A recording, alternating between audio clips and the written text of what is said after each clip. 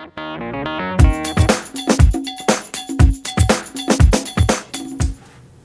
the November 19th, 2015 Dixon County Commission regular meeting to order. Please stand for the flag salute.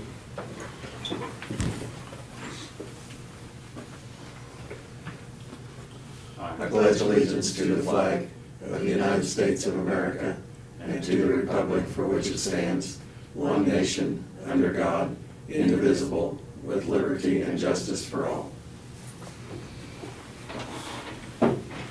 Approval of the agenda with the addition of an executive session for attorney-client privileges. I move that we approve our agenda with that addition. Second it. Been moved and second. Any other discussion? If not, all those in favor say aye. Aye. Opposed? Motion carried. Consent agenda. Minutes of the November 12th work session, regular meeting, payroll of $346,820.44.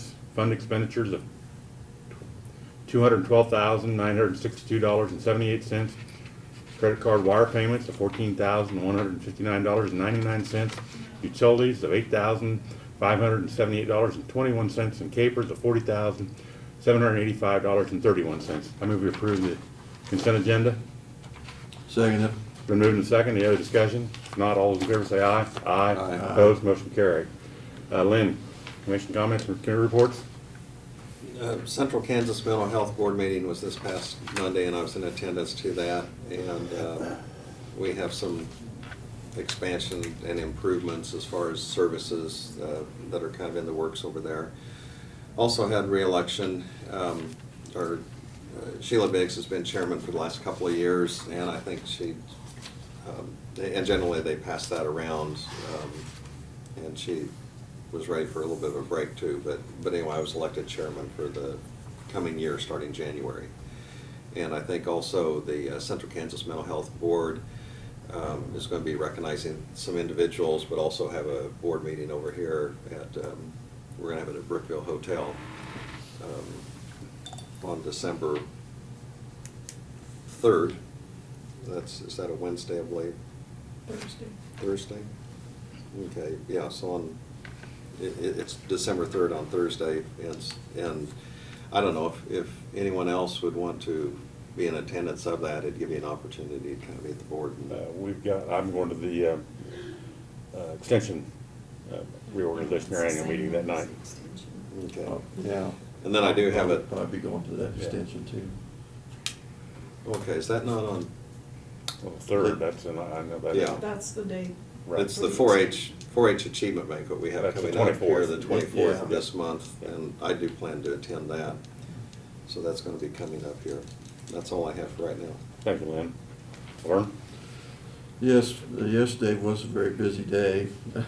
I had my juvenile detention meeting in the morning in Jackson City, and on my way over there, I left a little early, and I stopped at Navarre there to look at our project there at the schoolhouse that they're renovating. And there were people there working, so I went ahead and stopped and went in and visited with them and got to look around. And like I say, they have got all the windows in, and they've got most of the walls. There's one room that they have to finish yet, but most of the walls are insulated on the inside and sheetrock up. So, and they've got all the ceilings out, and like I say, they were progressing with the duct work and electrical work before they finished up the ceiling. So they, I think the workers will pick up too, because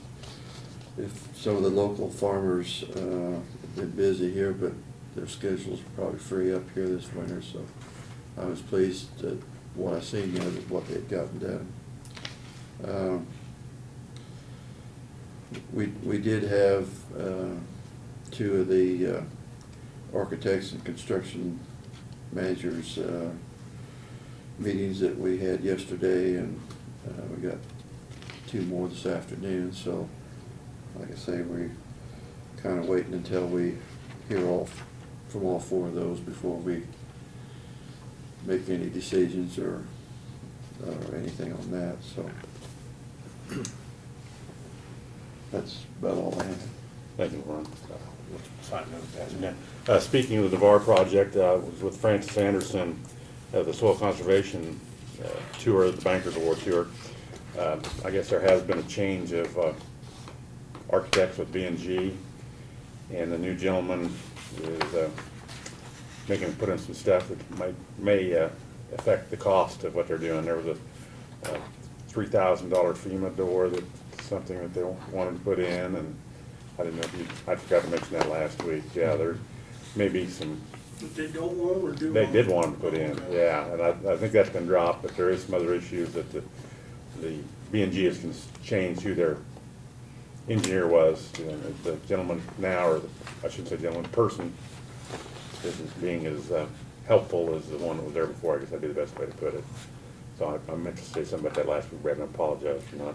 And they also, I don't know what I mentioned to you, the Lions Club submitted I think it's $1,000 grant to the Community Foundation for some help on their project on that too, so, Yeah.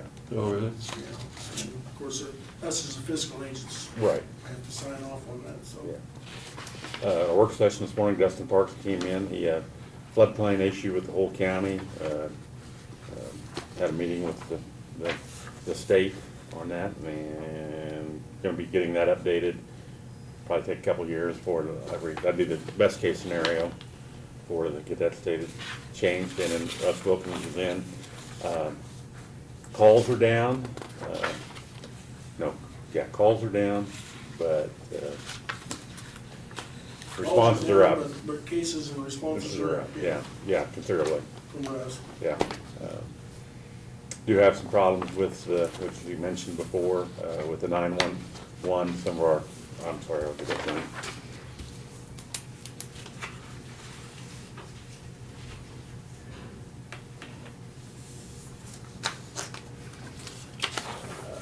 Let's see, the towers, and I shouldn't say the towers, but the equipment and stuff, but we're gonna have to spend some money to take care of that. That's all I have. Doug, yeah, since you're here, anything? Nothing until we get to that executive session. I need about 10 minutes. Thank you very much. Thank you. Brad, you wanna give your report?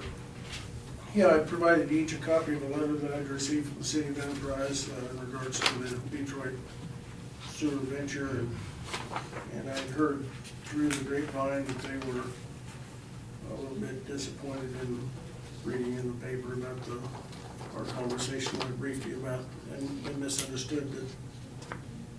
I briefed you that USDA rural development, which is one of the hurdles we need to jump since they funded part of that project, had given their blessing to move forward and work with Enterprise, and the article that was in the paper, they interpreted that we'd done something without involving them, I think, from the tone of the letter, so, which we have not.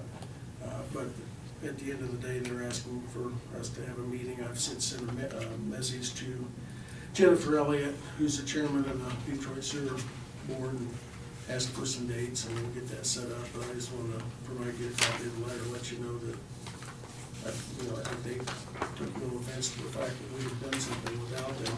And actually, the meeting that I attended with USDA Rural Development was with their city engineer, Chris Cox. And I assumed that anything, the outcome, and the results of that meeting came back to Mr. Cox and then came to me. So, I'm not pointing any fingers, but if somebody failed to tell them what was going on, I would assume it was a person that was employed by them or Right. getting paid by them. So, certainly apologize to them if they felt like they were left out of the loop. I don't feel like we left them out, and we haven't made any decisions as far as doing anything. So, but at any rate, we'll get a meeting set up between the Enterprise and the Detroit Sewer Committee and move forward at whatever pace they dictate, because the ball's kind of in their court. So then I was just gonna remind you, and I think Lynn mentioned it, the 4-H Achievement Banquet's Tuesday night, you're all already, we got your RSVP for that. And then we talked about in the work session a little bit, Representative John Barker is available on December 17th, and I'll hopefully be getting some responses back from the other, from our two senators, and maybe Tom Moxley. See if they can make it that day. We'll try to make a lunch out of it or something, lunch downstairs, so. Talked a little bit about Sterl Hall Insurance, and I'll get that scheduled to have them come in and talk to us briefly, maybe here in 2 weeks. But that special event insurance specifically is what's due here again, first of the year, or first December, so. Then one thing I want to spend just a few minutes on is we had an issue a while back with confusion on personal property, as you remember with the beaches. And since then, we've done a little bit of research, and when I went down and met with our staff at the Indian Appraiser's office, specifically Mickey, who does the personal property stuff, and she was pulling files off the wall and stuff, and I immediately questioned, why are we keeping that stuff in paper files? I thought we were digitizing everything, and so that brought about a couple of questions. And long story short is, with the research that we found, CIC, our computer vendor, does have an application that can be turned on or downloaded, however it is, whatever the term may be, within our existing system to manage that personal property. And we did a little bit of research, Mickey did a little research, contacted Shawnee County, they've been doing it for many years. And essentially what would happen, right now, the first of the year, we send out those personal property notices, and you've got till, I believe it's the end of March, to respond back and either acknowledge, amend, change, or what have you, and reply back. We send out about 3,000 notices. We get about half of those back. Half of them don't get returned. Right now, they have to return by mail or bring them in personally. And Shawnee County uses this software with CIC, that it's an online system that we would send out the notices to the people, and right in the notice it says you have the option, you can fill it out and send it back, or you can go to our website at this location and do it all online. And since they've been doing it, they've got about a 75% response rate through their website, which is Wow. extremely good. We only get about a 50% response rate back by mail overall. So we have implemented that. We are in the process of getting that done and hope to have that done by the first year where we can utilize that as well. And what it'll do for us, besides the fact it'll make it easier for the public to deal with their personal property notices, it prevents us from having someone downstairs receiving those in the mail, opening them up, going in and putting them in the computer on every one of those 3,000 notices. So it'll save time, save staff hours, and hopefully it'll increase the accuracy. And you know, if you're entering it yourself from home or from your business, you're putting it in, and so if there's a mistake, the mistake's on your part. So we're kind of looking forward to that. There's a one-time cost, about $6,000, and then there's a little bit of a cost that adds to our annual maintenance fee, but I think it'll be well worth it, and the return on our investment there in time, I think in about 12 to 24 months will be met. So, but I just wanted to brief you on that and tell you that I think we're advancing again in the realm of technology to be able to utilize something that really is very simple in the whole scheme of things, but for some reason we haven't used it up until now, so. And that's it. That's all I've got. Thank you, Brad. Notice of communications, I'll pass over. We got a couple invitations from Fort Riley for events. We're getting them out by email.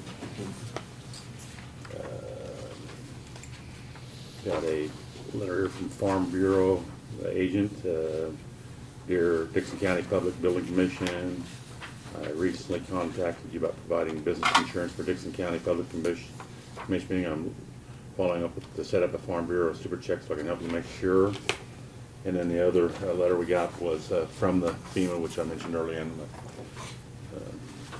comments and stuff. I'm gonna pass that down to Barb. She may take out what she needs. We have no resolutions. No one Greg? Yes, sir. Something I was gonna mention before, and it just kinda came to mind, but it never hurts to get this, I think, for the public to be aware. When we had our meeting the other day, that, you know, the sheriff just kind of in passing mentioned what they're having about one accident report per day or evening or whatever, deer-related, car deer. And, That time of year. you know, I get, you know, sadly, those things are really unavoidable to a certain degree, but, you know, just people need to be a little bit extra alert on their travels. And I think they had one out on western Kansas on the turnpike where the accident was, the person swerved to avoid the deer and rolled the car, and, you know, they and the occupants had some injuries. Clear out in western Kansas, but, you know, it's just kind of have to be cautious, maybe think in advance how you're gonna handle that. Thank you, Lynn. No unfinished business, other business? Need to go into executive session for attorney-client reasons. 10 minutes, Doug, that's what we got Yeah, down. fine. I move we go in at 10:16 for those purposes. And it includes commissioners and Yes. Doug and Brad. Brad? Yes. Second. Been moved and seconded. Any discussion? If not, all in favor say aye. Aye. Opposed? Motion carried. Thank you. Are you taking any action? No, we won't. Okay. I guarantee it. All right. All right, here. You too.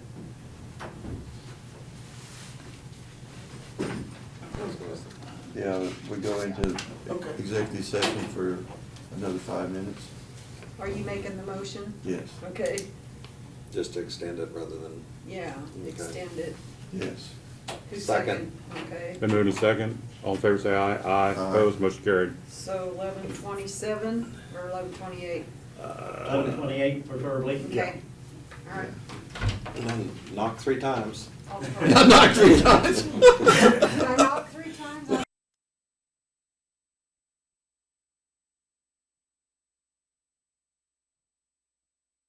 There's kind of a dark side of Craig, I didn't know. Wow. That's right. Dave. That's the reason I didn't do it in open session. I'm sorry. Was that the signal to come in? Yeah, that was a signal to come in. I'd move that we return to regular session. Moved. Second. Seconded. Yeah. All in favor say aye. Aye. Opposed? Motion carried. Anything else to come before the commission today? I'd move we adjourn. Second. Been moved and seconded. All in favor say aye. Aye. Stand adjourned.